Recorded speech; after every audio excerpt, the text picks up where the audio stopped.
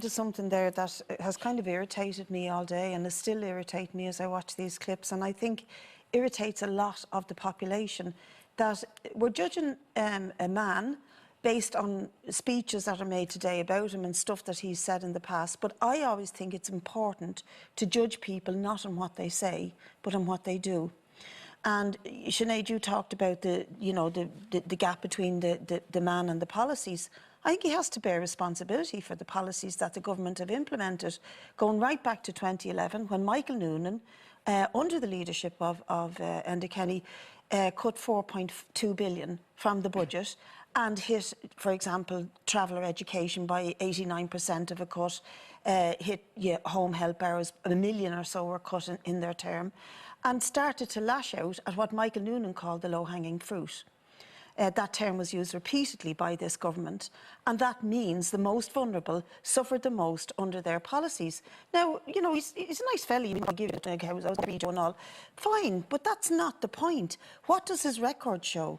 What do you do as against what you say? But Martin O'Sullivan made the point that you can separate the man from the policies, and you can disagree with the policies, which many of us do, but still admire the man.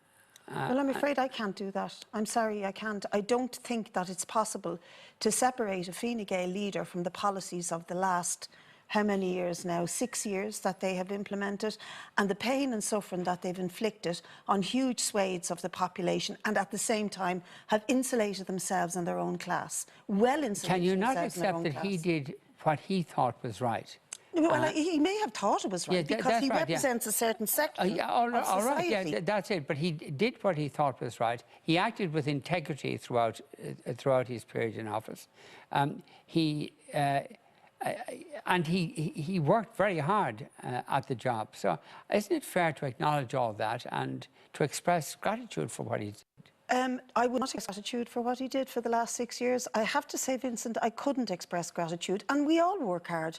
Bus drivers work hard. My father worked for 40 years as a bus driver. He worked very hard. But he retired on a pension of 13 punt a week. Enda Kenny will retire, when he does retire, on a pension of nearly 300,000 euro. No. He'll retire on 300,000 of a once-off payment and then a fat pension annually.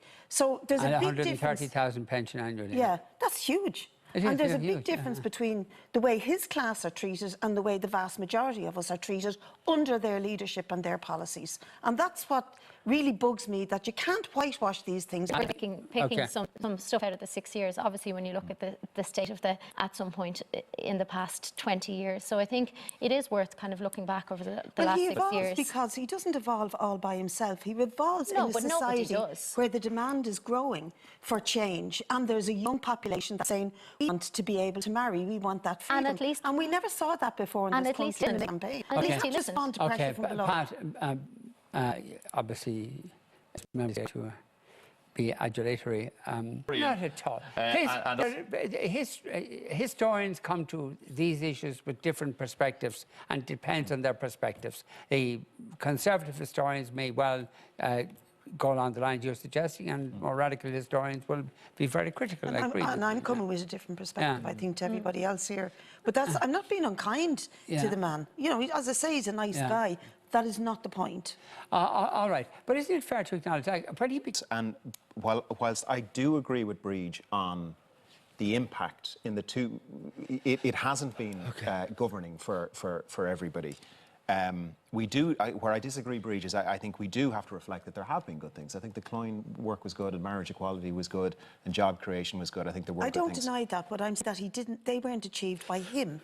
They were achieved by a population that was demanding change. Yes. That people were beginning to fight back and stand up for themselves in terms of the abuse victims, and the population at large, and particularly the gay section of the population, were demanding their rights. But that's happening in a lot of countries, and yet our Parliament was the one who listened and said, right, you get a referendum, so you have to... Sharing in the bank debt. They didn't.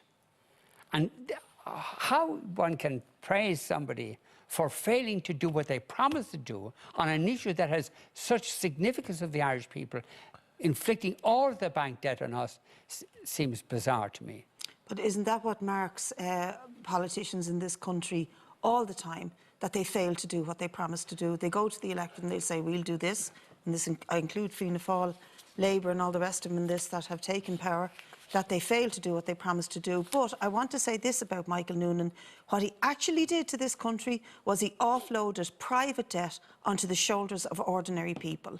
And for that, ordinary people suffered a huge amount. That was done by the bank guarantee now. Exactly, but he implemented it, and he implemented it with... But also, he even capitulated to pressure from Trichet on paying the financial unguaranteed bondholders. I was just going to say that. That was an extraordinary thing to A financial bomb will go off in Dublin, Trichet said to him, if you try to board the senior bondholders. That's what Michael Noonan says Trichet said to him, yeah. Sinead? Yeah, I think because what we were...